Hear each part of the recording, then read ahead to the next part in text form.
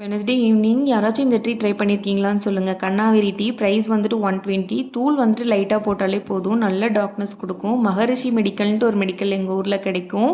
அது கூட வந்துட்டு கேரட் கேக்கும் பிஸ்கெட்டும் வச்சு ஸ்நாக்ஸ் சாப்பிட்டு முடிச்சாச்சு. இதுக்கு சந்தைக்கு போயிருந்தேன்னு சொன்னேன் இல்லையா, அப்போ இவர் வந்து இந்த கரிசலாங்கண்ணி கீரை வச்சுருந்தாரு. எங்கள் தோட்டத்தில் இருந்தது, பட் ஆனால் அது வந்து தளரவே மாட்டேங்குது. இது வந்துட்டு கிரே ஹேரை பயங்கரமாக ரிவர்ஸ் பண்ணி கொடுக்கும். நான் இதுக்கு முன்னாடியே ஒரு வீடியோவில் சொல்லியிருக்கேன்.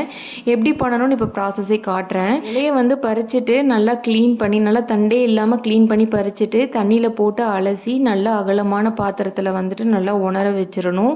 சும்மா ஈரம் வடிகிற வரைக்கும் உணர விட்டால் போதும். அப்புறம் மிக்சியில் போட்டு நல்லா அரைச்சிக்கணும். மிக்ஸ் பண்ணி விட்டு அரைங்க.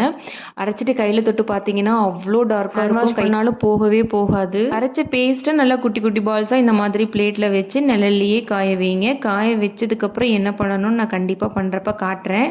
இருந்தாலும் சொல்கிறேன், ஆயிலில் போட்டிங்கன்னா அது 1 மந்த்தில் ஆயிலே பிளாக் ஆகிடும். நல்லா நீங்கள் ஃபில்டர் பண்ணாமல் கூட தேய்ச்சிக்கலாம். நான் கோகோனட் ஆயிலில் போடுவேன்.